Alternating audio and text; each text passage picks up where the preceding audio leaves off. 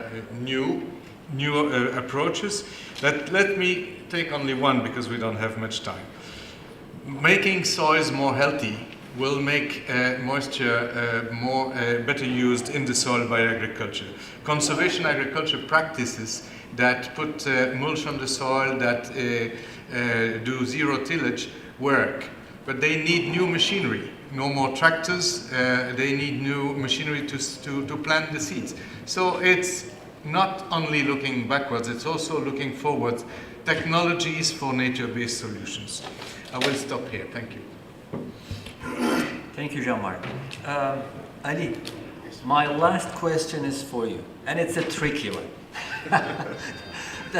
We listened Stefan's content presentation, and it's clear that the nature-based solutions have not become mainstream yet. Why?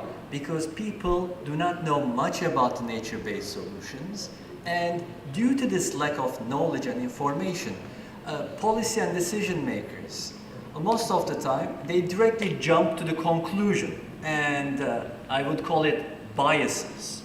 And one of the most common bias is that nature-based solutions take considerably much time to achieve their impact. Is this true? Please. Thank you again. Thank you for speakers, and thank you for the distinguished guest.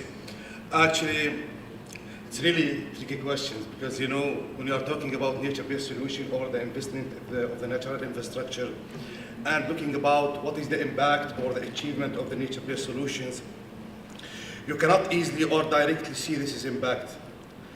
But it depends actually. It depends when it's come to see it's take a long of time or not, it depends. It depends on the, first, about the current situations of the wetland or of the ecosystem. And also, it depends also on how much the degradations of the ecosystem is. For example, if you take, for example, the ecosystem components in our region, for example, in Jordan, the groundwater-based Jordans, most of them are depleted. So how much it takes time to recover these ecosystem components. The third part is what is the action? It depends on the action of the nature-based solutions. Nature-based solutions have three main actions: protection, restoration, and creation from scratch new ecosystem. So if you are talking about the protection, you can see that the impact is it's soon, rather than you are talking about restoration of degraded groundwater aquifers or the creation from scratch new wetland. On the other hand, I don't look at for the impact. First, just look about the impact itself. What's the achievement of the nature-based solution? Nature-based solution providing the fresh water for the local communities of wetland. And wetlands itself, if you look at it, I see it as natural biological wastewater treatment plant. Also, it's water purification. You can see it as the impacts or the achievement of nature-based solution can help in reduction of the siltation on the dam. All these impacts, I cannot look to it only of the one angle is the time, but look for the cost. When you compare it for the conventional engineering infrastructure, I see that the nature-based solution is no or low or very low cost and no or very low maintenance. So you have to look at from the other side, not only from the time itself. So I see the nature-based solution is one of the central pillars of the integrated water resource management. Once you have a good nature-based solution approach implemented in areas that needs and suffering from water scarcity, I think is one of the best approach you can deploy and adapt it. Actually, what is needed in our region, as Dr. Hamou said, that if you want to mention how much do we have a success story, our lesson learned about the nature-based solution, it's less than the hand fingers. So what is needed actually, we need to have advocate initiatives to influence the policy. We need to continue collecting data about nature-based solutions. We need to have a lot of educational and awareness process. By this, I think we can have a good nature-based solution implementation in our region and worldwide. Thank you.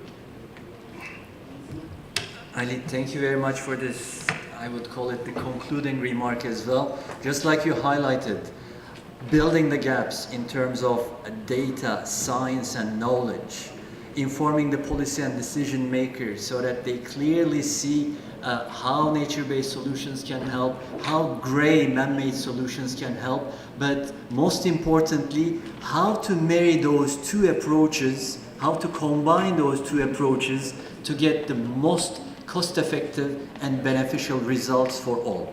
Now with this, I would like to conclude the session. I would like to thank extensively to our panelists, to our experts, for responding to our particular questions. Unfortunately, we had difficulty with the time management because some of the speeches were really capturing, and the speakers, they expanded based on their wisdom. Basically, we had 2 more questions for the panelists, but hopefully we will ask those questions the next time. Thank you very much. And I would like to thank the audience as well for their patience. So I'll start by speaking first. Then we're going to have some short updates from a few of the agencies who are able to be with us here today. They're going to talk about the 2019 plans for their global indicators. And then we're going to have a panel discussion with 2 member states who've been working with us, and also with the League of Arab States, who has a regional perspective. And I'm hoping that we can keep this under 3 hours. Thank you very much. So for this first presentation, I'm going to start by leading by example and try to keep this down to about 10 minutes instead of the 20 that I had said. But those of you who are familiar with Goal 6, which I would hope is all of you, this is how, one way to represent it, showing the cyclical nature of the water cycle. And on the right-hand side are the 11 global indicators that fall under this goal.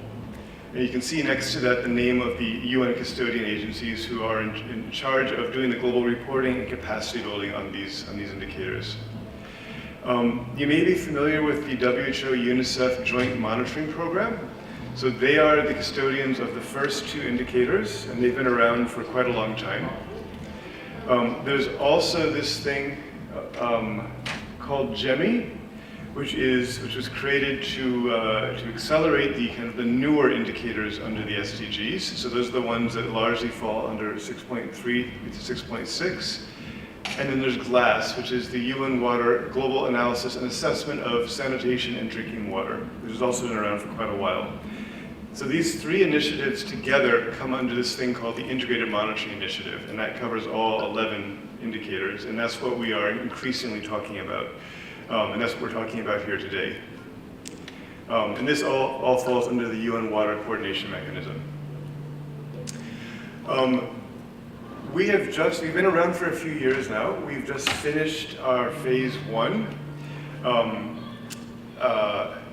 And now we're starting phase 2. You can see in this slide that the initiative is basically about accelerating the implementation of Goal 6 by using evidence as a means to leverage good policy making, good decision making. And this initiative is about building capacity at the national level and at the global level to do this. These are the objectives. You can see here, I'm not going to read them out, but it's basically a mix between developing the methodology and constantly reviewing and improving it, developing tools that go along with those methodologies, building capacity in countries for collecting and using this data, and then reporting this to various regional and global fora. We also place a fair amount of emphasis on kind of this idea of integration, where recognizing the holistic nature of these 11 indicators and how they interrelate and the potential that they present at various levels for informing really well-advised policies. That's why it's called the Integrated Monitoring Initiative. During phase 1, which ended in December of last year, You can see this is kind of the, I feel like dancing. This is the process we want to do. We started out by developing methodologies. That was in 2015. In 2016, we went through a period of testing them in pilot countries, and I'm happy to say that Jordan was one of those countries that we worked with, so we know Engineer Suba very well. Based on that pilot testing and some expert review that we had, the custodian agencies revised those methodologies. And then they were rolled out in 2017 as part of a global baseline process, which resulted in a really good amount of data. We're very pleased with how that process went. And that data fed into a couple of global outputs during 2018. In particular, this thing called the SCG6 synthesis report. So that was phase one. And you can see here, these are some of the results from phase one. I'm not going to go through every single one of them, but that's just to say that we did implement that global baseline process. Depending on the indicator, we had between 30 countries reporting data on an indicator, that's the minimum, up to more than 170 for other indicators. Overall, we're pretty happy with that, but obviously there's room for improvement because we need to level that playing field. We also worked quite closely with 30 countries in particular to help them develop the institutional processes for this integrated monitoring concept. We had a couple of global workshops which were really exciting. I mentioned the synthesis report. We're also developing a data portal, which is going to be a one-stop shop for all the data on those 11 indicators. And that portal is currently in its beta phase, but it's going to be launched in a month's time. Then phase two has just started. So this phase, phase one was really about getting the pieces in place and getting that global baseline. Phase two now is really about getting the countries really on board with us, getting the necessary levels of capacity that we need. Phase one was really just grabbing that data and doing what we could with it, but phase two is kind of starting the longer term process of getting that capacity in place. During this year, 2019, based on the experiences of phase one, the agencies are going to be doing some refinements to the methodologies, they're going to be developing further tools and starting really intensive capacity building with member states. That capacity building will continue into 2020, but also during 2020 will be the next global data drive. So we did one in 2017, we'll do another one in 2020. In 2021, there will be validation and analysis and reporting of that data. And in 2022, we hope to feed into different high-level processes. We don't actually know what those processes are yet. We're waiting. We have to, follow the lead of the global 2030 agenda processes. We know there's going to be a midterm review of the Water Action Decade in 2023.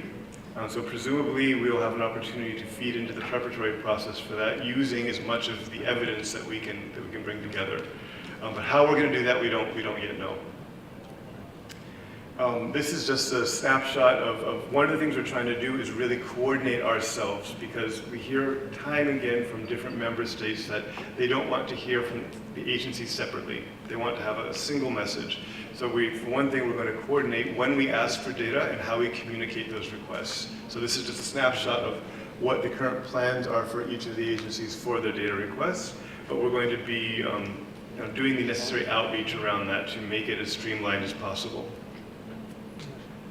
Just going to skip over that. It's just a snapshot of the type of support that we've been and will continue to provide to countries. It ranges between kind of written materials, guidelines, tools, and so on, to virtual support of different kinds, online trainings, webinars, tutorials, help desks, and then kind of more direct, bilateral engagement through consultants or technical assistance from agencies to countries. That's on the indicator-specific level.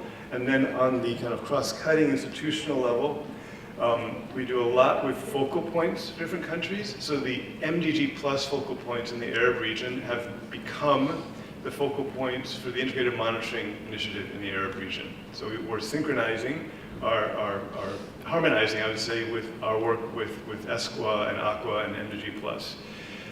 Those focal points are our main entry points in a country, but we're also building basically a database of technical focal points for each of the indicators. So we have all this information in one place. We know exactly who to reach out to and how.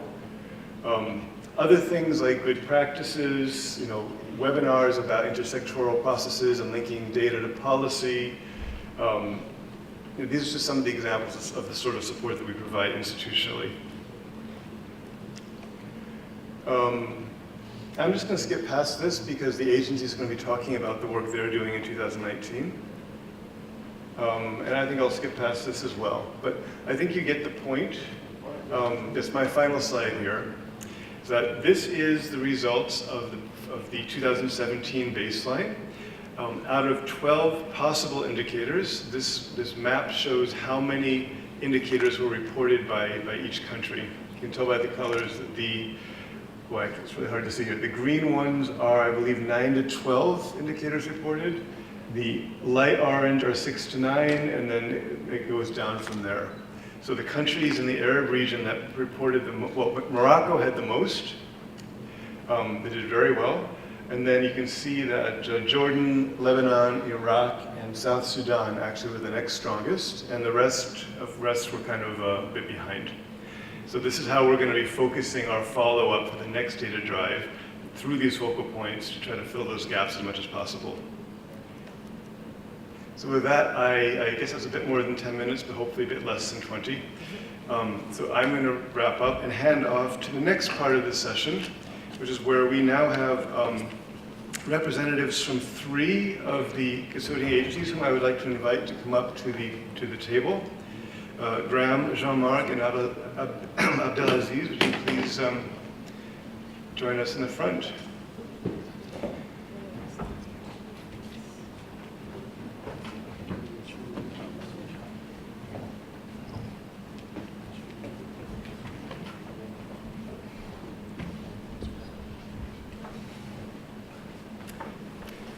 So, as you know, that each of the global indicators has 1 or maybe 2 custodian agencies in the UN system who are responsible for overseeing the methodologies and interfacing directly with countries to make sure they have that capacity and can generate the data. So here we have with us representatives from 3 of the agencies who between them are going to be able to speak about 1, 2, 3, 4, 5, 6 of the global indicators. This is not all the agencies, it's not all of the indicators, but I think it should give you some idea about how we work and what you might be hearing from them in coming months. So I'd like to start first with Graham Alabaster, who is the Chief of Branch for Waste Management and Sanitation at UN Habitat. And he's going to be talking to us about 3 of the global indicators, 6.1 on drinking water, 6.2 on sanitation and hygiene, and 6.3.1 on wastewater treatment. Graham, over to you. 5 minutes, please. Oh, sorry, 10 minutes. He gets 10 minutes because he's got so many indicators. I'll see how I do, Will. Thank you very much. Well, Excellencies, ladies and gentlemen, good afternoon. So I'm standing in for colleagues from WHO and UNICEF who are responsible for JMP and GLASS, but I'm going to give you a quick overview of first the basic indicators for water and sanitation. The next JMP report, where an updated value for 6.1 will be published, will be shortly, in fact in a couple of months' time, in May and June. But there are still somewhat gaps within the region for the basic data for 6.1. Only 9 countries had estimates for safely managed drinking water in the WHO Eastern Mediterranean region in 2017. This year, 2 more countries we will be able to report, including Qatar and Iraq. But there are still 11 in the region that can't actually report on the SDG. The main reason for this is, in fact, lack of information on the quality of drinking water. So we do have information on, access time and volumes and things, but the quality is the issue which is not there, which is essential to the SDG.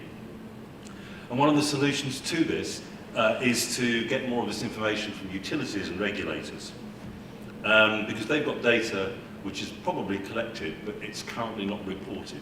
under the SDG framework. So there will be efforts in this next phase to do more to capture data from these additional sources. On the issue of safely managed sanitation, there were a lot more countries who actually reported this in 2017. And there are actually only 8 countries who are missing. In this forthcoming report, we do have one extra that's come in, Djibouti, who's added. But the issue about that data is that most of the countries only have information on sewage systems and off-site systems, whereas you know, many of the people in those countries are using on-site systems. It is very important within this indicator to understand and distinguish between sort of on-site and off-site systems, because you can have on-site systems which are still waterborne, you know, that use septic tanks and things like that. So there's a need to understand this much more effectively. But of course, in this region as a whole, off-site is still one of the main sources for sanitation. So there's an urgent need in this upcoming phase to start to look more at these unnetworked systems, to understand, particularly in the region, how septic tanks are used. And there are a couple of countries in the region where large numbers of the population do use these sorts of facilities. Oman, Iran and Iraq, over half of their populations use on-site systems. So there'll be more of a focus in this phase. One area that there is a huge gap of data is on the issue of hygiene, which, as you know, is also reported within the SDG. So that's an area that will be given increased focus and analysis in the forthcoming phase. And so in relation to 6.1 and 6.2, the next level of SDG reporting will be in the second quarter of 2021. As Will said, there'll be a data call in 2020, so systems will be put in place to capture that data in 2021. And it will follow the usual procedures that JMP used to validate the country, the data at country level. I now move on to 6.3, which is the indicator for wastewater. And as you all know, this is the indicator for safely treated wastewater. And again, it's important that to understand this indicator properly, we're not just reporting the wastewater from domestic sources. We also have to move and establish what's happening with other commercial, industrial and other wastewater sources. This is a very, very important indicator and critically important in this region because of the potential for reuse. And because of that, there is a lot of data that's probably available in this region. Some countries do already collect this data and have good standards for reuse. But you know, it's important that we, in this future data collection period, that our methodologies are refined a little bit more to understand how we can collect some of this data on reuse, because it's very, very important.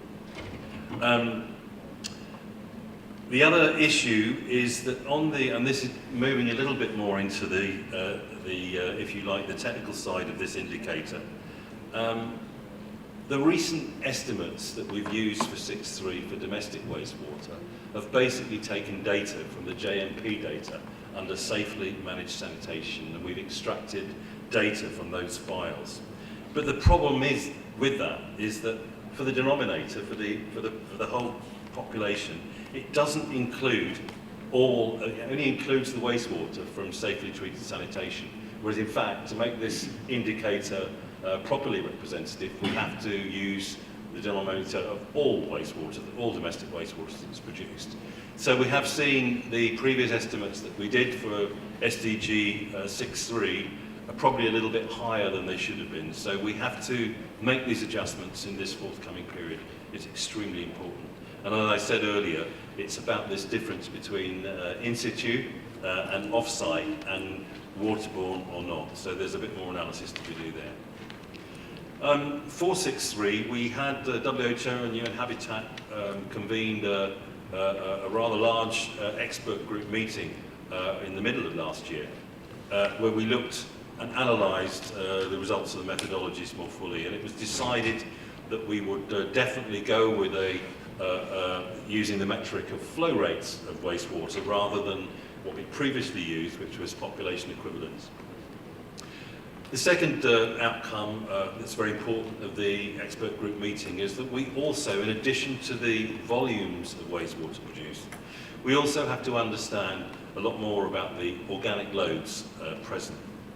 And the reason that we want, and the expert group felt this should be done, is that in order to make sense of the whole indicator